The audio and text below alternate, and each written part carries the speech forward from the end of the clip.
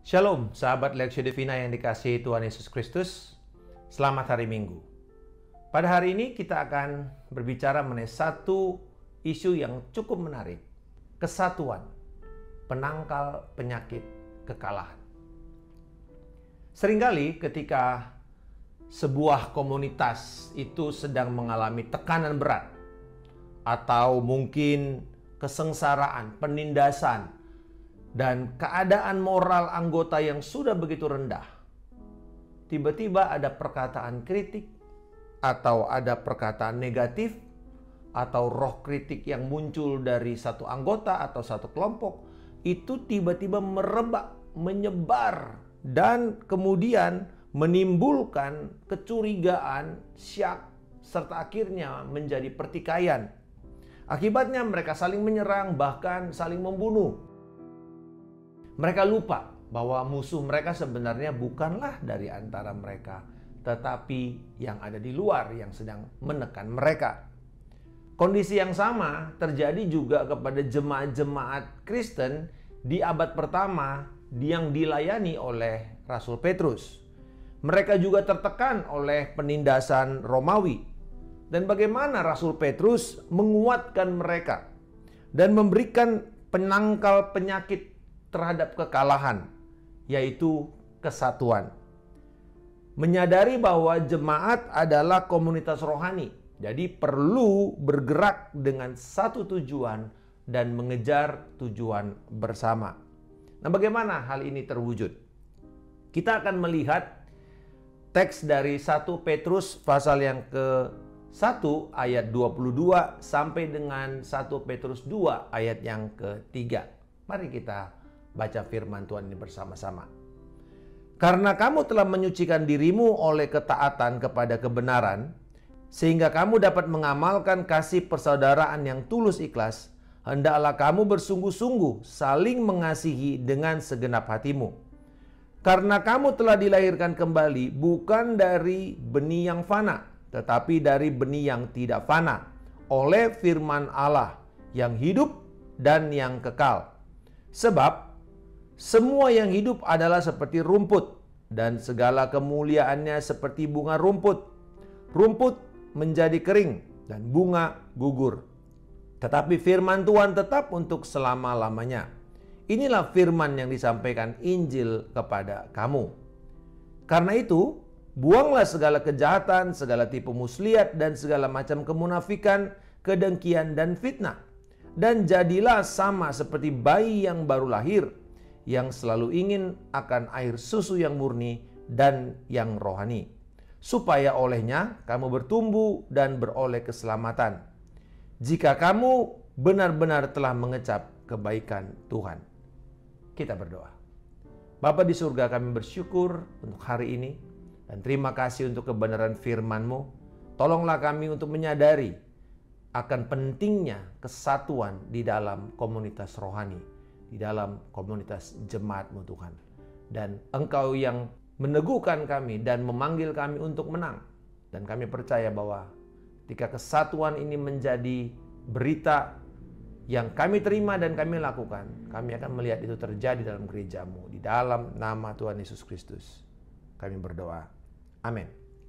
Petrus melanjutkan arahannya kepada jemaat yang tengah menderita, tengah tertindas, untuk tetap hidup di dalam komunitas kasih, di dalam jemaat.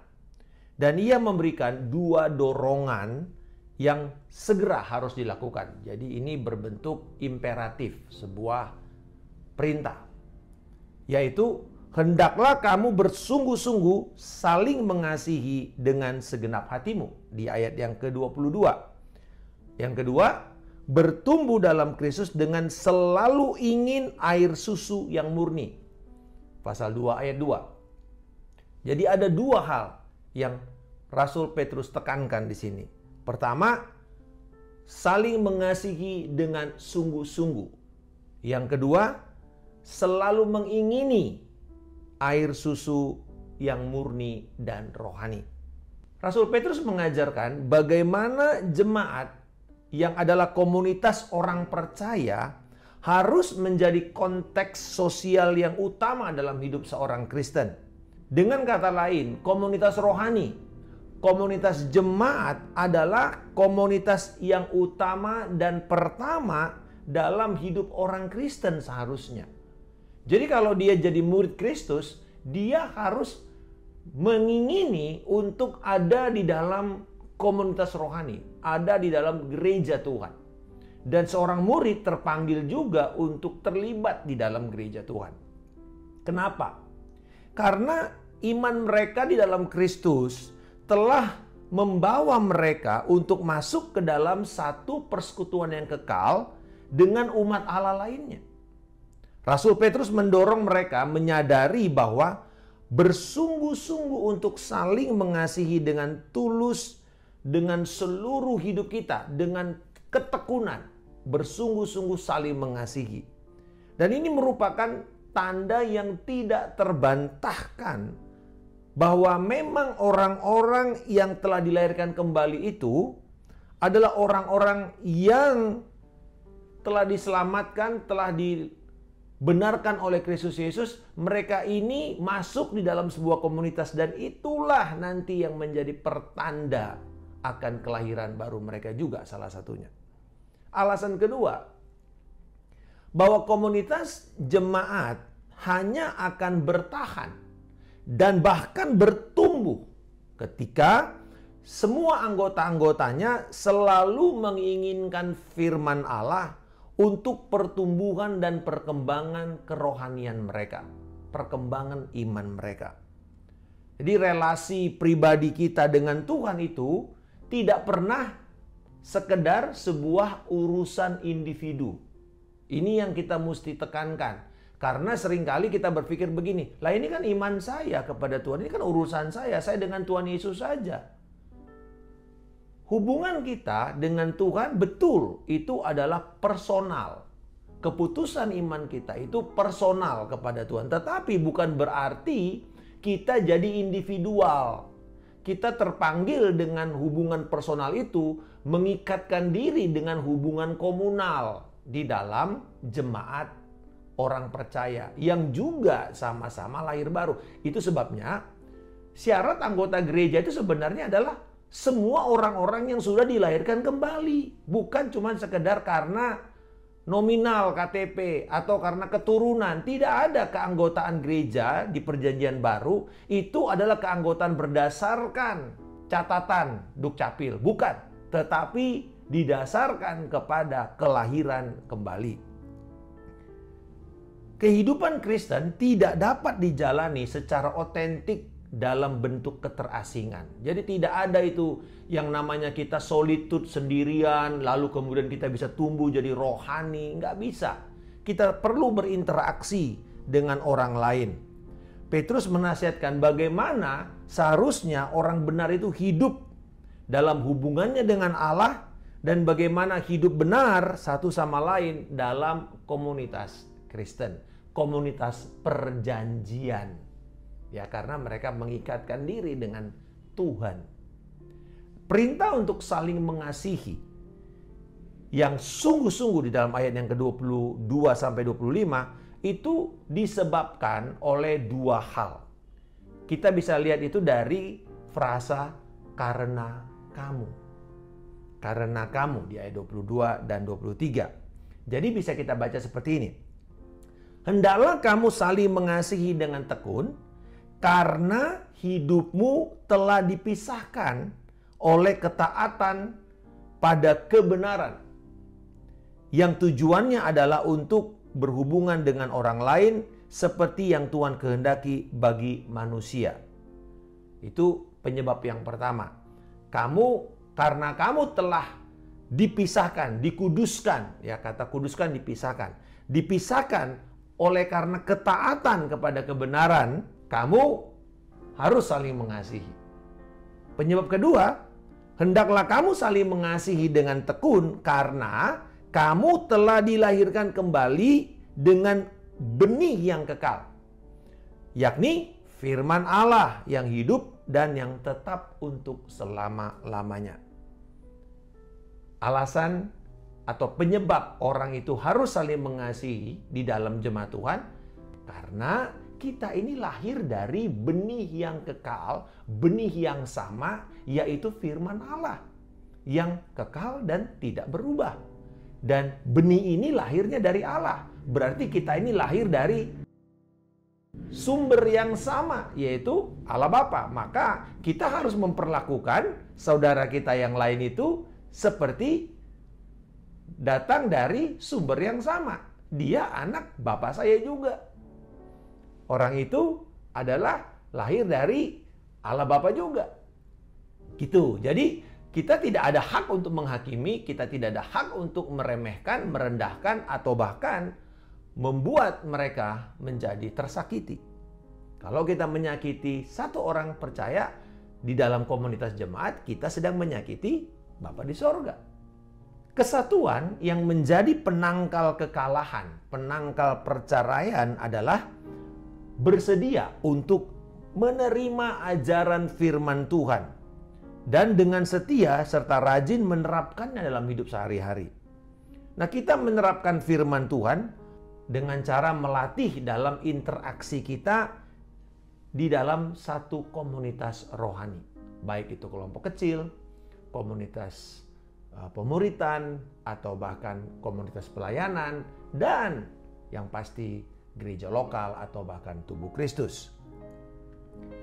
Perintah yang kedua, bagaimana menjadikan kesatuan ini sebagai penangkal kekalahan, penangkal perceraian, perpisahan, adalah mendorong pertumbuhan rohani, yaitu dengan selalu menginginkan air susu yang murni dan rohani di dalam 1 Petrus 2 ayat yang kedua.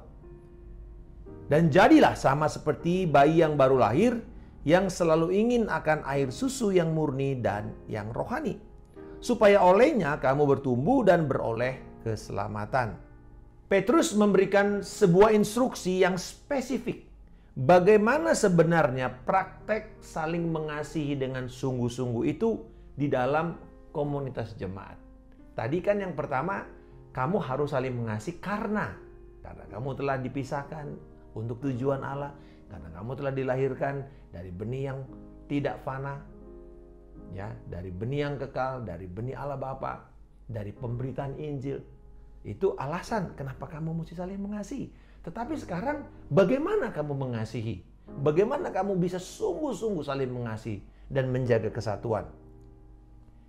Lalu dia mengatakan di dalam ayat yang pertama sampai ketiga dari pasal yang kedua, karena kesatuan ini begitu penting di dalam jemaat untuk mendemonstrasikan karya penebusan Kristus kepada dunia. Jadi gereja itu kan orang-orang yang diselamatkan. Dan orang-orang ini kan datang dari kondisi yang sebelumnya berdosa. Salah satu tanda orang berdosa adalah kerusakan relasi. Apakah mungkin disebabkan dari keluarga mereka? Jadi hubungan dengan orang tua, sesama saudara kandung itu pernah rusak, pernah terganggu, atau mungkin dia dengan orang lain, atau mungkin dia dengan atasannya.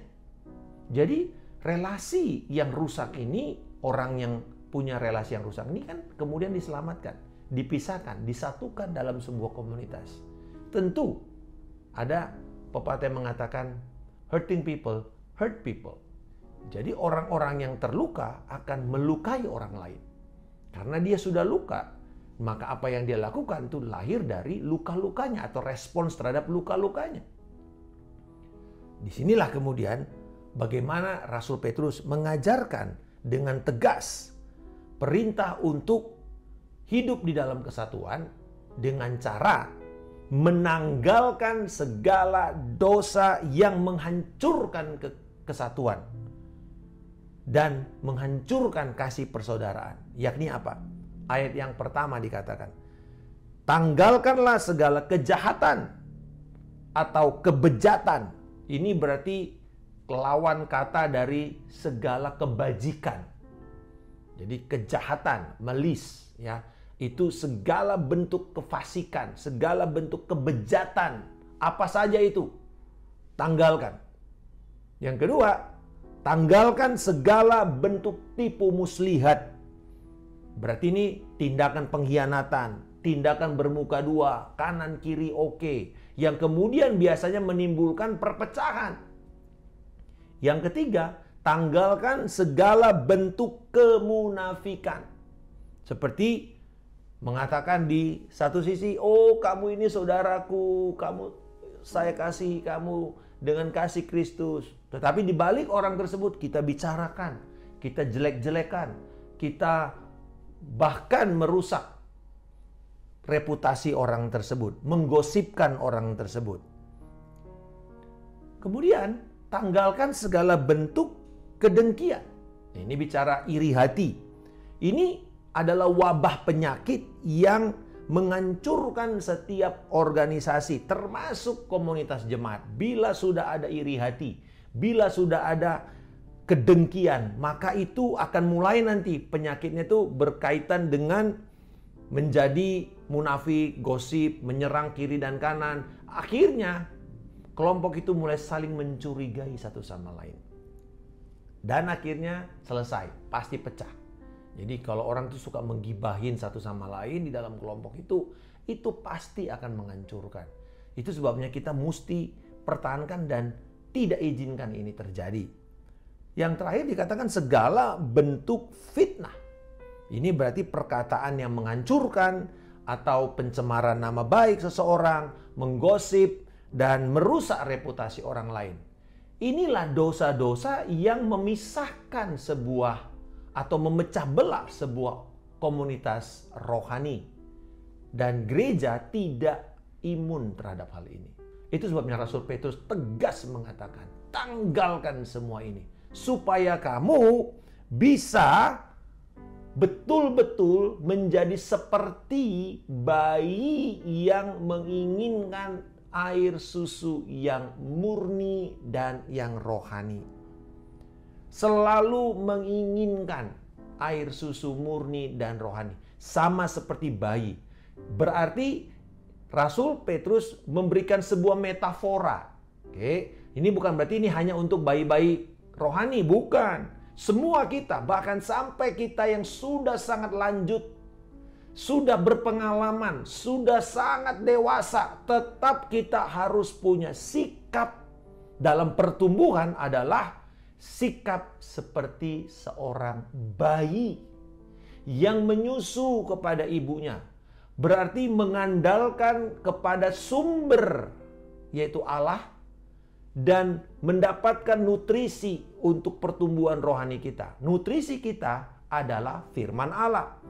Nutrisi kita datang dari Allah.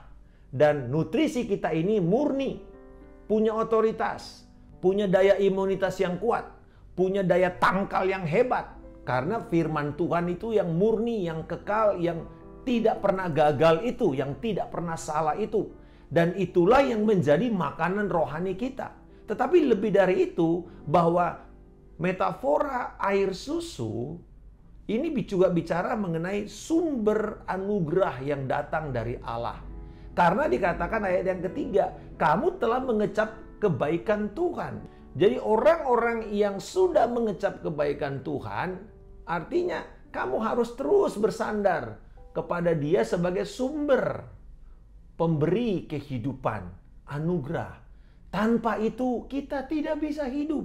Seperti bayi, tanpa ASI dia tidak bisa hidup dengan baik dan dia tidak bisa tumbuh dengan baik.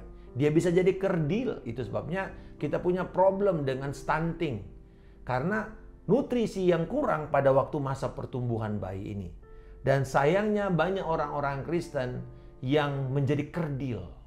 Kerdil sikapnya, kerdil imannya, kerdil juga kasihnya kepada orang lain. Ketika dia disakiti sedikit, bukannya dia malah dengan kerendahan hati berusaha untuk membereskan masalah. Jalan keluarnya gampang. Keluar aja gua. Emang cuma ini satu-satunya gereja? Banyak gereja lain. Bukan itu jalan keluarnya. Usahakan terus-menerus sampai ketika tidak bisa lagi. Dan kemudian seperti Paulus dan Barnabas, Markus akhirnya mengatakan, ayo kita berjalan berbeda tetapi tetap dengan tujuan yang sama. Ini yang kita mesti percaya.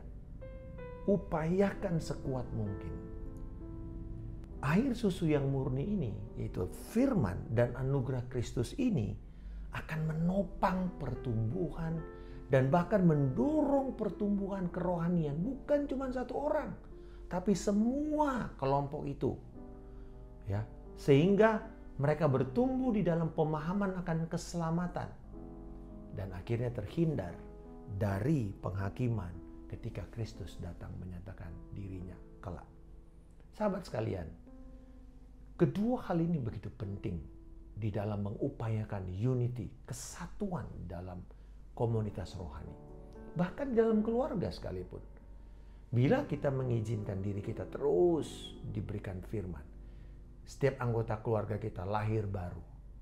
Setiap anggota keluarga kita diselamatkan, dipisahkan, dan mengerti tujuan Allah dalam hidupnya.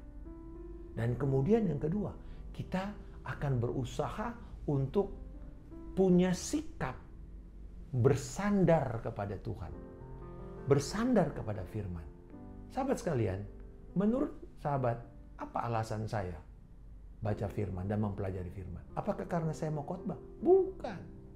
Karena saya ingin mengerti firman Tuhan. Ada banyak konsep-konsep yang ketika saya baca, saya membaca dari cara berpikir saya yang berdosa. Cara berpikir saya yang belum diubahkan. Itu sebabnya saya mempelajari dengan sungguh-sungguh. Jadi tidak ada khotbah, saya akan terus mempelajari firman Tuhan. Supaya saya bisa mengerti bagaimana melakukan firman ini. Seperti yang diinginkan oleh Tuhan. Bukan seperti yang saya mau. Atau yang banyak orang-orang mau. Bukan. Itu sebabnya sahabat sekalian, ketika kita mempelajari firman, jangan dengan cara pandang kita. Tapi kita harus menundukkan cara pandang kita kepada cara pandang si penulis pada waktu awal menuliskan itu. Apa yang dia inginkan. Jadi hari ini sahabat sekalian, ayo kita punya sikap mau terbuka, diajar dan belajar firman Tuhan, dan kemudian bertumbuh bersama-sama, praktekkan, hindari segala kejahatan, segala kemunafikan, segala iri hati, kedengkian, segala dosa yang menghancurkan hubungan, kesatuan.